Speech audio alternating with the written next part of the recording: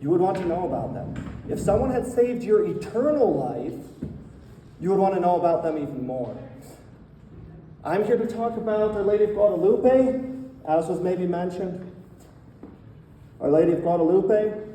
And throughout this story, you're going to see how she saved my life and your life and my eternal soul and your eternal soul. The only reason I'm here, the only reason any of us are here is because of her. Almost statistically, one of our ancestors would have died, been sacrificed to Quetzalcoatl, right? Statistically, that's what would have happened. Even me, I have a little bit of native blood. But what about our faith? Thus, these two continents, right, the Americas, would not have been Catholic. They would have been the crazy religion that I'm going to talk to you about of the Aztecs, right? The Aztec Empire fell only because of Our Lady of Guadalupe. And that's the story we're going to talk about today. Now, I know half of you probably know this story better than I do, but it's important to refresh in our minds, right? In fact, when they asked me to speak, I said, well, there's this one topic that I know a lot about, and then there's this other topic that I just love dearly. And they're like, okay, talk about Our Lady of Guadalupe. A quick disclaimer, I don't speak Aztec, and I don't even speak Spanish, but I'm going to try to say the names of different places and people and stuff. And if you speak Aztec, then you can feel free to laugh at me. So, the story actually starts in a way before Cortez even lands on American soil. So, the Emperor Montezuma II, his sister had a dream. She basically went into a coma, and she had a dream that these guys were going to come from across the sea with a black cross, right, on their forehead and on their sails. That was the Spanish. They came, they had a black cross on their helmets. But the Aztec Empire that he ruled did not seem like the type of place that could be conquered. I think sometimes we think of it like, oh, these backwards people, these barbarians that didn't have cannons and armor and stuff. It's true they didn't have, cannons and our sophisticated armor and things like that. But they had a hugely powerful empire. They had a communication system that was faster than basically any until we invented radios, right? They had one guy, he had a message, he would literally run until he dropped, and exactly where he gave out, there was another messenger waiting to run until he dropped. So when Cortez landed, Montezuma knew about it before Cortez had even seen a single native. That's pretty crazy. This Aztec Empire, I'm sure we've all heard that they liked to sacrifice people to their pagan gods. But perhaps we haven't pictured exactly how many people they sacrificed. This one god, the main bad guy god in this story, something like Quetzalcoatl, right? The feathered serpent or the stone serpent god, who was also the god of the moon, right? They would sacrifice 20,000 people to him every year. And he was not nearly the only god they were sacrificing people to. One thing that is kind of, cool in a macabre sort of way, they could get a guy, right, reach into his rib cage and pull out his heart, throw it down the chute, let his blood run down the side of their step pyramids, and then get the next guy in 15 seconds, right? This was not a weak society. This was not a scared society. This was not a society that could be overcome by, 400 Spaniards, give or take, depending on which timeline you mark it from. So why would they be scared of Cortez? One thing is, they were tyrants. There's an important point that I forgot, so I'm going to just go back and mention it. The people that they were killing, they were not killing their athletes. They were not killing their own citizens, right? They were not killing their rich people. They were killing helpless people. They were killing prisoners of war. They were killing slaves, right? And the reason that they were killing so many is they had this transactional theology, right? The gods wanted, and in a lot of ways needed, human blood. So if they gave them this human blood, if they killed enough people for them, then the gods would reward them with sunshine, with good crops, right? It was an economic trade-off, right? We give you human blood, you give us economic prosperity. And that's going to feature later in the story, as we might guess. So, Cortez is coming through. He's not destroying the whole Aztec Empire with 400 guys, even though their cannons are ridiculously powerful and their armor is, hard to deal with. These are tyrants, right? Their people don't like them. People, in general, don't like people who kill their relatives, who sacrifice their slaves, right? If I have a slave and you steal him because you need the 20,000 a year sacrifices, I'm going to be mad about that because, my slave helps me cook or whatever. My slave helps me around the house. So these people weren't happy under the rule of Emperor Montezuma II. So as Cortez came with these powerful weapons and stuff, people saw that he had the ability to help them overthrow the empire, and they had mixed feelings towards him.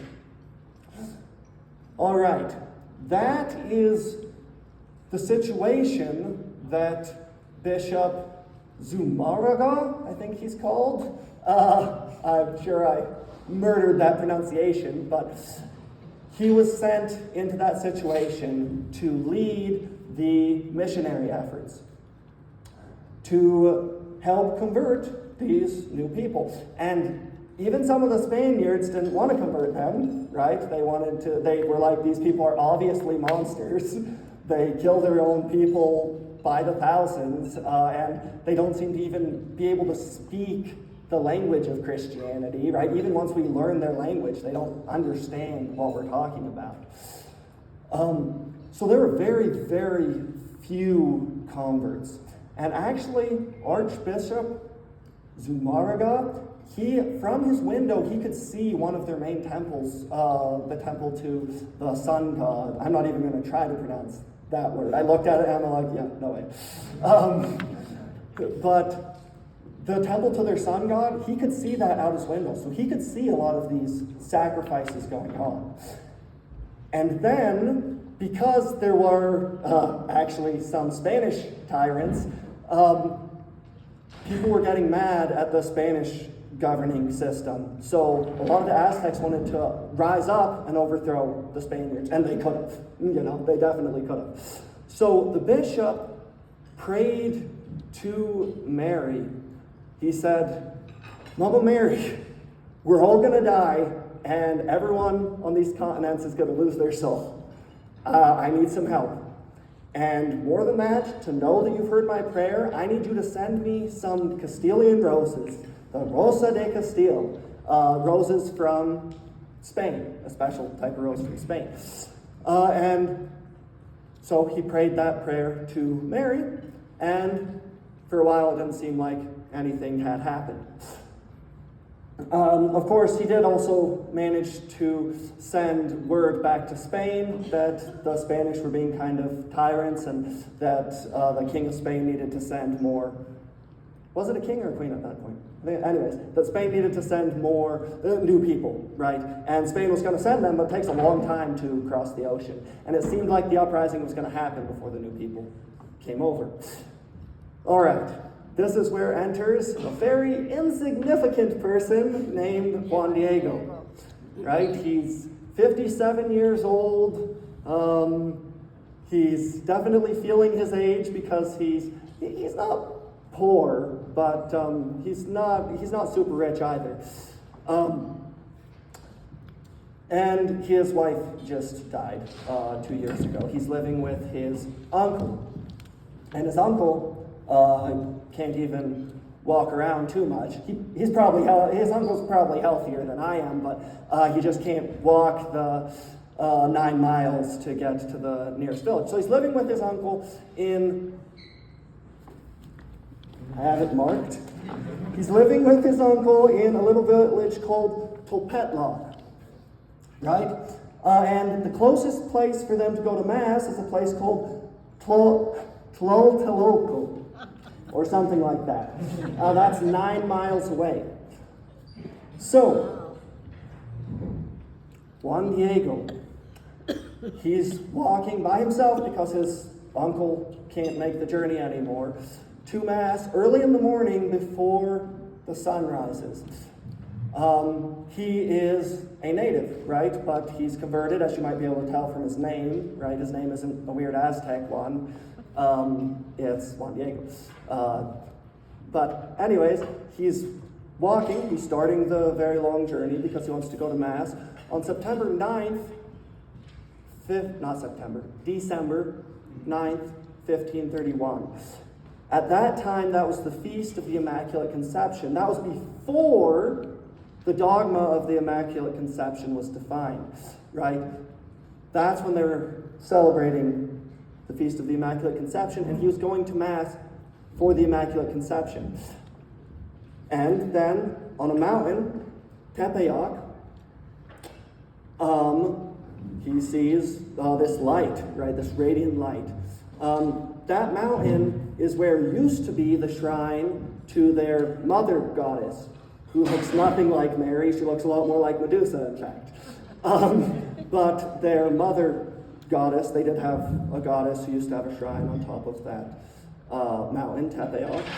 So he climbs up, right? He goes, oh wow, I want to know what this is about. I obviously left a little bit early because I want to get early to Mass. Obviously, if you're walking 9 miles, you want to get there a little early because, you hurt your foot or something happens, then you'll be late. Kind of like driving to Mass from where I'm from. You got a flat tire and Father's like, why weren't you at Mass? So he climbs the mountain and he sees this beautiful lady and he understands, so she's wearing a bunch of symbols, right? And they had a symbolic language, right? They didn't write with an alphabet like we do. They wrote with pictures. So everything about her is a story, and we'll go over the narrative at the end of what that story is, and he recognizes it. But the most important thing right now is he knows that she is Mary, right? He's been learning about the Catholic religion, but he also kind of thinks that she's probably also their mother goddess to some extent. So he goes to her and he's like, great lady. He could tell that she wanted to talk to him because why did she appear at exactly that time? So he was like, oh, great lady, what do you want of me? I'm headed to Mass. And she's like, oh, that's awesome that you're headed to Mass. But actually, you're going to take a slight detour and you're going to go to Mexico City. It was not called Mexico City, but I'm going to call it Mexico City. It wasn't yet called Mexico City at that time. So you need to go talk to the bishop and tell him to build me a shrine here. And if you build me a shrine, right, if you get that going, if you do what I'm telling you to do, then I'll reward you greatly, right? She's talking in this transactional way because that's what he's used to. That's the religion he was for most of his life. So he says, okay, sure. Sounds maybe not easy, but I'll go do that. So he goes to Mexico City. I couldn't figure out whether he actually went to Mass in Mexico City or not. But anyways, he goes and he waits to talk to the bishop. He waits in The cold, I think of Mexico as hot, but I guess it's cold in December like here. It's kind of high altitude. They're like, wow, 7,000 feet. I'm like, well, I live higher than that. But anyways, it's kind of cold, especially if all you're wearing is a tilma, right? Made out of, not exactly cactus fiber, but that's how I always remember it. So he waits for a while, and then the bishop lets him in. And he says, all right, Mary came to me and she says that she wants you to build her a shrine on top of that mountain, the mountain at Tepeyac. And the bishop says, okay, I'm kind of short on people right now, kind of short on funds, and there might be an uprising soon, and we don't really have any converts, so that's going to be very hard to do. But I can tell that you're sincere to some extent. But I don't really have time to talk about this right now. Keep in mind it's Saturday. He's probably preparing for all of his Sunday liturgies. I don't know what a bishop's schedule looks like on Sundays, but I know pretty well now what a priest's schedule looks like on Sundays, and it's not a free schedule. It's probably their hardest day of the week. He's kind of sad. He's not too surprised about that, Juan Diego. So he goes back and in the evening, and he tells Mary, I'm sorry, he didn't take me seriously because I'm not a nobleman, I'm not a Spaniard, right? I'm not a priest. He just didn't take me very seriously, I don't think. I felt like he just dismissed me.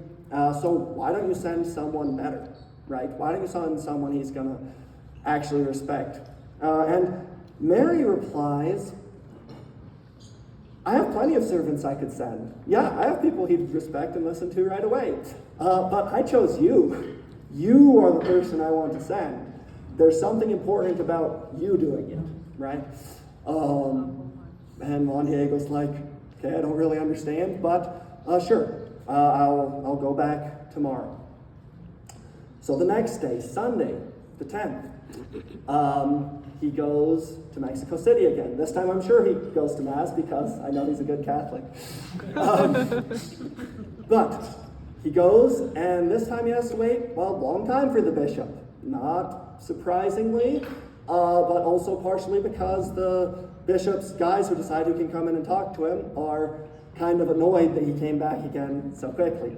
But anyways, after a while, he's led into the bishop's presence. And he says, all right, I talked to her again, and she says, yeah, definitely build that shrine. And the bishop's like, okay, maybe, but if this really is Mary, she's not going to mind just giving me some sort of sign that it's really her. So just, why don't you come back tomorrow with some sort of sign that not only that it's actually her, but that I'm understanding you properly, right? And that I know exactly what I'm supposed to do.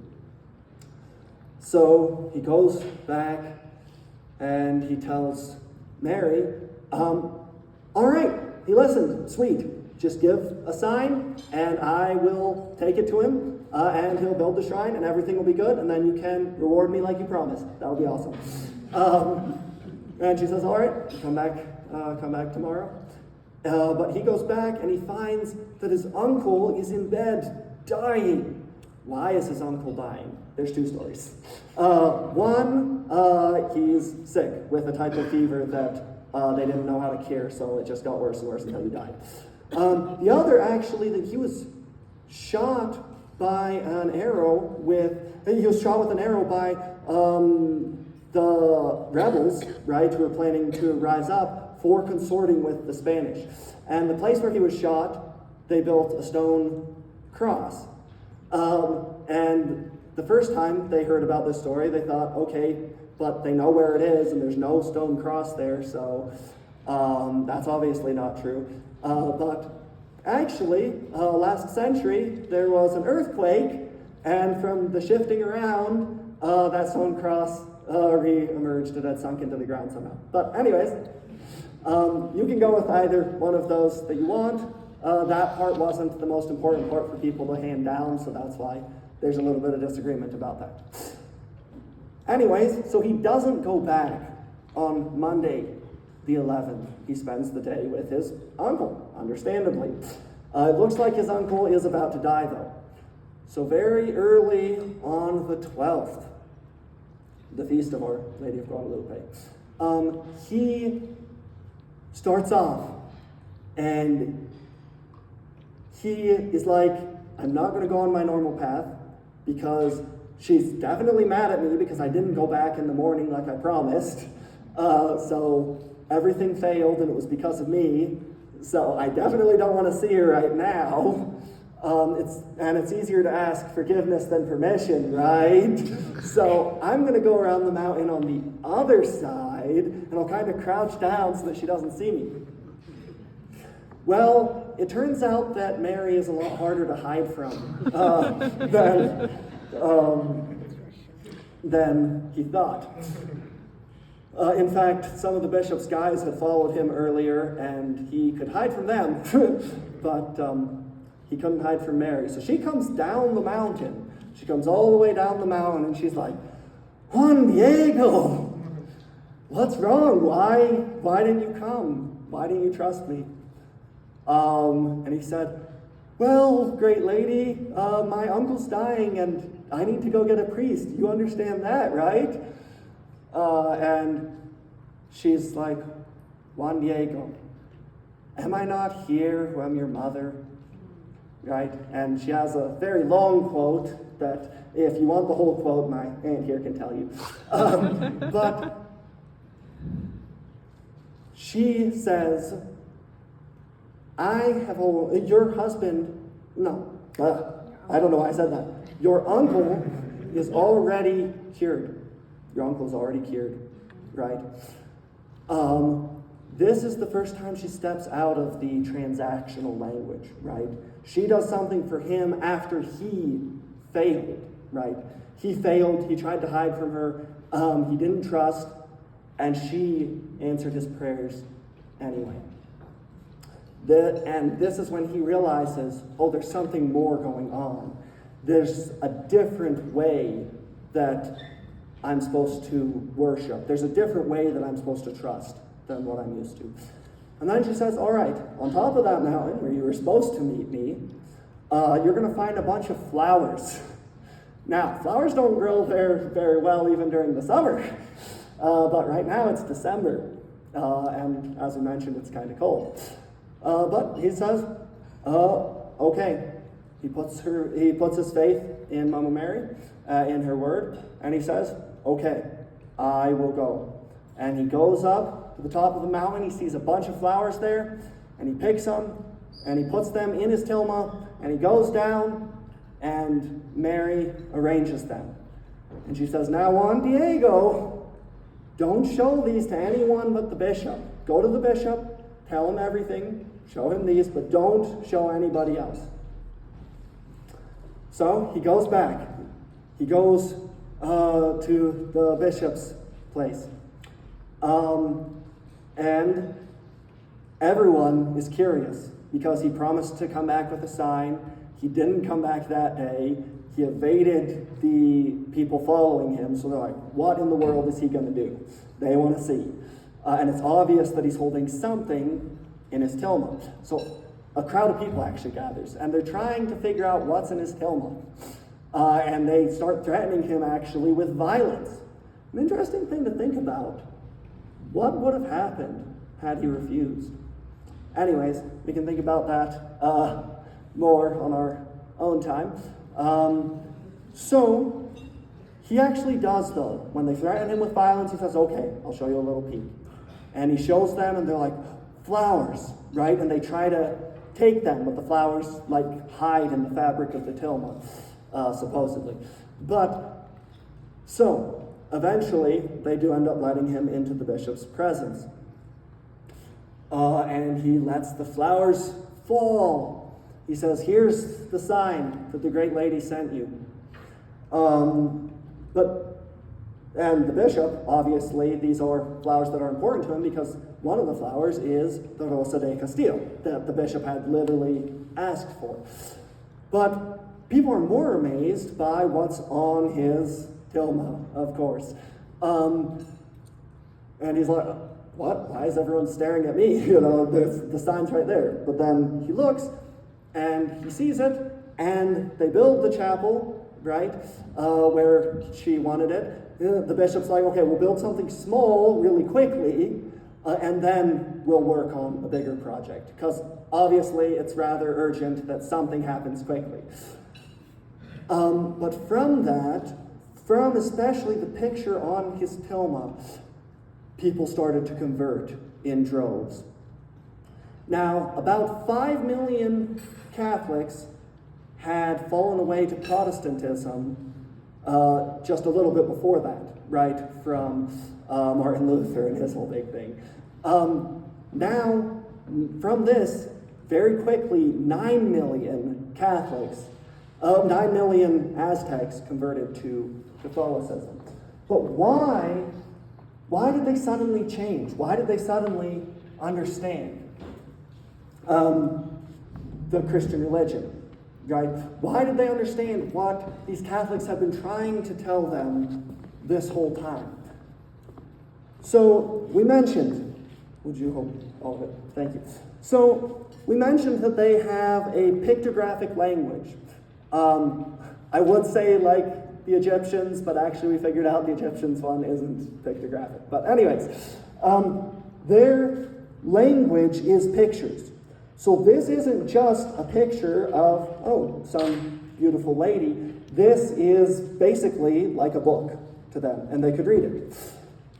So I'm going to tell you what I know. There's a lot more than this. But she's standing in front of the sun. She is greater than their sun god, right? When you stand with your back to someone, that means there's nothing they can do to me, right? I'm not scared of them at all. She's greater than Quetzalcoatl, right? How do you say that? The moon god. She's standing on it. She's not just not afraid. She is conquering that god, right? She is royalty. The color, this isn't exactly, I don't think, the color that it was, but a little bit turquoise-ish, greenish blue, is the color that their royalty would wear. Her clothes, those are not Aztec clothes. Actually, those aren't even Spanish clothes, if my research is correct. So people think those must be Jewish clothes, or whatever, the clothes she would have worn anyway. But the stars, that represents a huge number of their deities, right? And in a way, it represents all of them. She's wearing them, right? She's saying, yeah, no, I'm greater than them. But she's not actually a goddess herself. She's not claiming to be a goddess herself. How do we know that? She's praying, and her eyes are downcast, right? She's saying there's someone greater than me. And who is that? Of course, that's Jesus. With whom she is pregnant. You can tell from how high her sash is tied, and maybe from the sash itself. I don't know, maybe I need to do more research on that.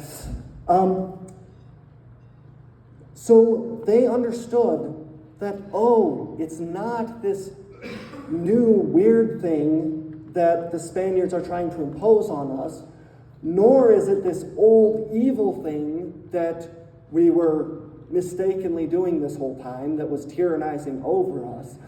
It's this new thing that is for everyone, that is part of our own culture, right? That's why Catholicism is called Catholicism. The word Catholic means universal, right? And for a lot of different reasons, but including the reason that it's for everybody, right? It's for people who like to bring trees inside at Christmas, right? It's for people who, in Africa, like to worship by dancing and will dance up with wine on their head, right? It's for everyone, not just for Spaniards and their subjects, right? Let's see how much time I have left. All right. So, I think actually I will pause for questions and then add the extra that I have. So the extra that I have is about the quasi-miraculous things happening with the tilma itself and how the picture has changed over time. But first I'd like to pause to make sure I have time for questions. Any questions?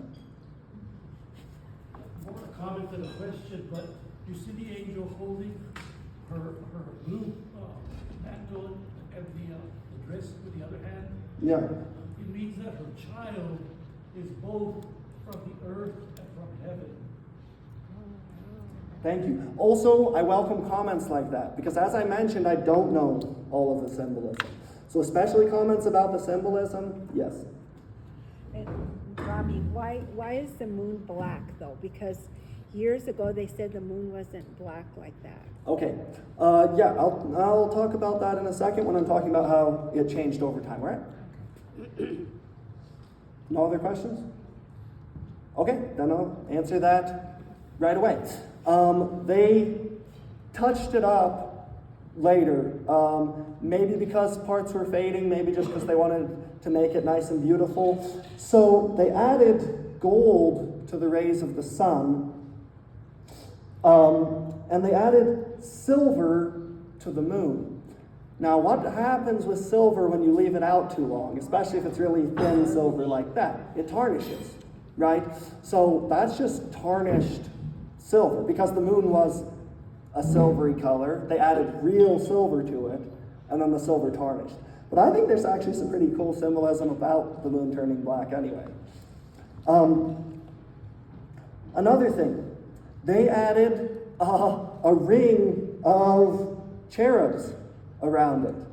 Why don't you see that? Because people later brought acid and cleaned off the ring of cherubs. Now, acid on, it's not cactus fiber, well, whatever fiber it's made out of, not very smart. In fact, this type of material should have degraded within about 10 to 20 years naturally, and should have degraded even a lot quicker because people were kissing it and touching things to it, and things like that, getting the oil of their faces on it. But anyways, they decided that it was a good idea to take some acid to it, and they were cleaning off the ring of cherubs.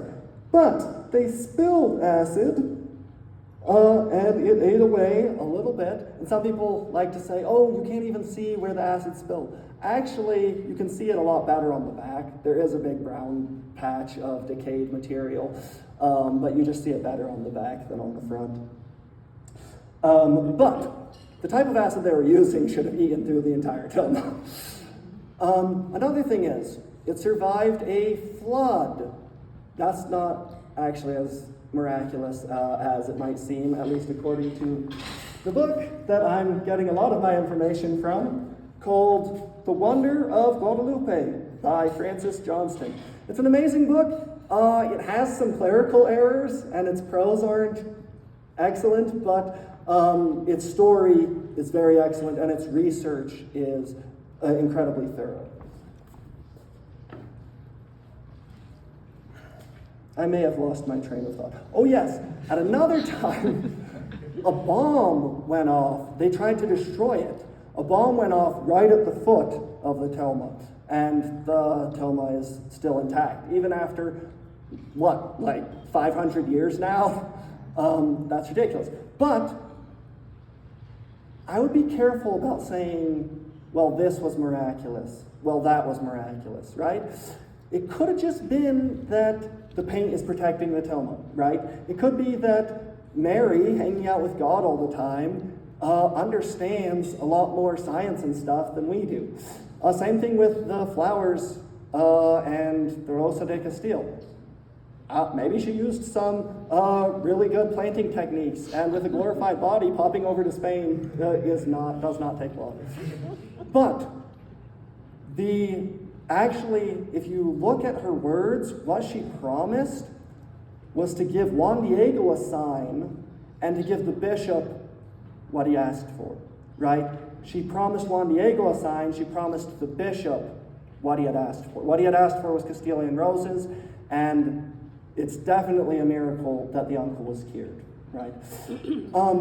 The spot where she met Juan Diego that last time, they were looking for it, and while they were looking for it, a spring opened up right there.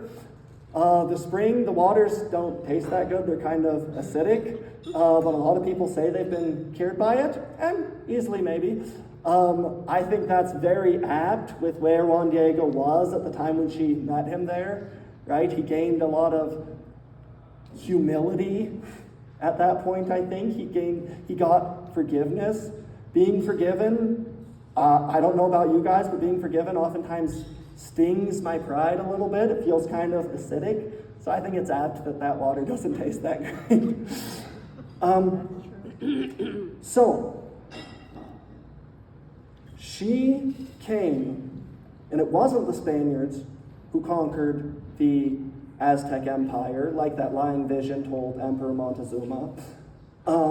She conquered and she is in league with the Spaniards, as you can tell from the little black cross. If you come and you definitely can't see it from there, but she has a little black cross holding her dress up. That's their symbol, showing that, yeah, I am the one they're talking about.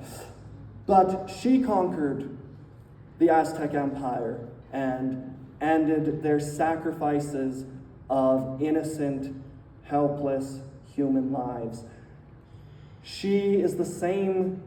It is through her intercession that I trust that God will end the scourge of abortion also.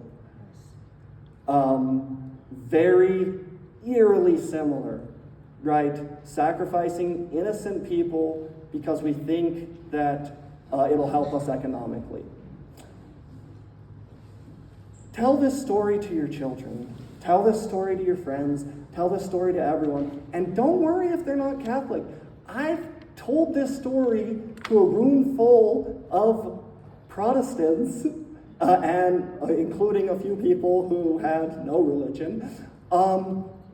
And they were just as enthralled to hear it as you were, as I am, because this really is our heritage, our American heritage. And it's special to us. I mean, what we got from the apostles is, yeah, our heritage too, and is, yeah, more important because you can't be saved without Jesus, right? And what was handed down to us through the apostles. But this is more particular to us, right? This is our heritage that is just ours, right? And yeah, there's people throughout the world who venerate her now, but from here, right? So, thank you very much, and it looks like I ended a little bit early, unless there are questions. I had a question. You were saying something interesting about the flood, but then you lost your train of thought. Do you remember what it was? There was a flood, and the Toma survived it. But actually, the Toma would be more likely to be destroyed by spittle and the oil from people's faces and stuff than from just water anyway. Especially because the flood wasn't super long lasting. Yes, it would have also destroyed probably a regular Toma. There was a dude who made replicas of it the best that he could with the same materials and stuff, and those decayed each in about 10 years. But again, he probably wasn't as good at making tilmas as Juan Diego was. So, does that answer your question? Yes, thank you. Could you mention two things? Just Yes. two more things. Unless you want to mention that. No, I want you to mention them. Could you mention the woman in Revelation and the eyes? I think the eyes are... Yes. Okay, the woman in Revelation is, I often forget it because to me it's, anyways, I often forget it. So, a woman clothed with the sun, with the moon under her feet, and on her head a crown of 12 stars. There's a sign appearing in the sky. A lot of people have been telling me, oh, look, Revelation's happening. And the beast is the internet, and its image is AI, right? And things like that. And look, ooh, the end of the world's coming, and this sign, and this person's the Antichrist, or that person's the Antichrist. Sure, maybe. But the biggest sign, if we're looking for signs from Revelation, yeah, a woman clothed with the sun, with the moon under her feet, on her head a crown of 12 stars. There's stars on her. These stars, by the way, astronomers, I almost said astrologers, astronomers looked at them and figured out that they're actually from the sky of the exact night when she was talking to Juan Diego. So that's pretty cool. Robbie, also the eyes, that Yes. you can see the image of Juan Yes. Diego.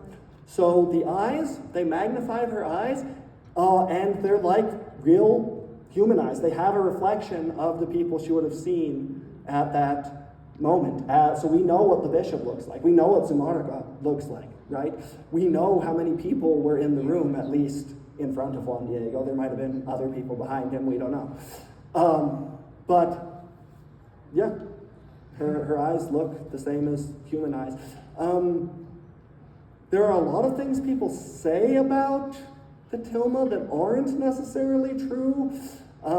Things about, like, we have no idea how it could it could be showing colors, right? We know how it shows colors, we just don't know how the colors were applied, right? There's no brush strokes or anything like that. All right. Any more questions? Any more comments or things that I forgot?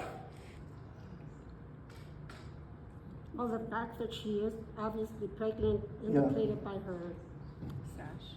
what do they call it? A quinto? Yeah. Yeah. Yes, her sash. Yes. Also, another sign was that the way her hair is parted indicated to them that she was a virgin.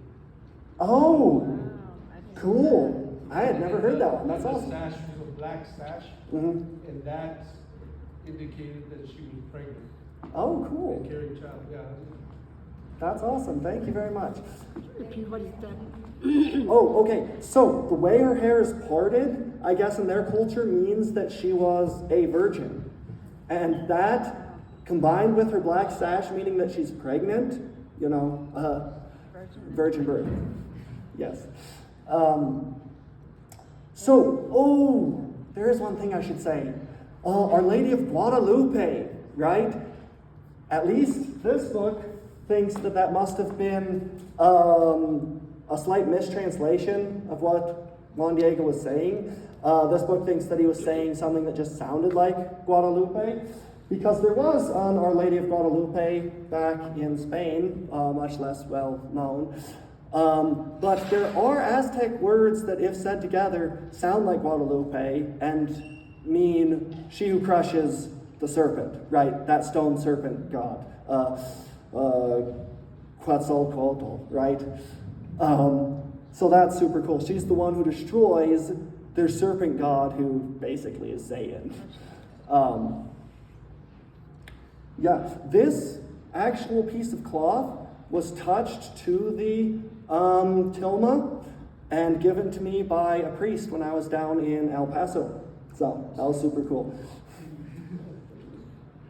And also that she looks like the natives of that time. I mean, her appearance, right? She looks like, yeah. Actually, according to my sources and according to just looking at her, she looks more Spanish than native. And if you were to cite her shorter fingers, it's suspected that part of the touching up was that they shortened her fingers so that she would look more like them instead of like the Spanish. I don't know. I didn't do a super amount of research on it, but that's what my research says. I wouldn't be too surprised if she actually just looks like a Jew, because she is. She's Jewish. Where is the original Tilma at? Mexico City. It's still in Mexico City. Yeah, it's not at Tepeyac, but it's in Mexico City, and there is a church at Tepeyac too. You should go. Don't go when everyone else is going though, 'cause it's probably December 12th. Oh, that's yeah. It would be awesome to be there December 12th, but I hate even small crowds, and Mexico City is one of the biggest cities in the world. So, yeah, well, good luck. Yeah, it's awesome. The actual tilma, I guess I should mention this, is not greenish, it's white. I don't know why this is greenish, but okay. Well, thank you very much.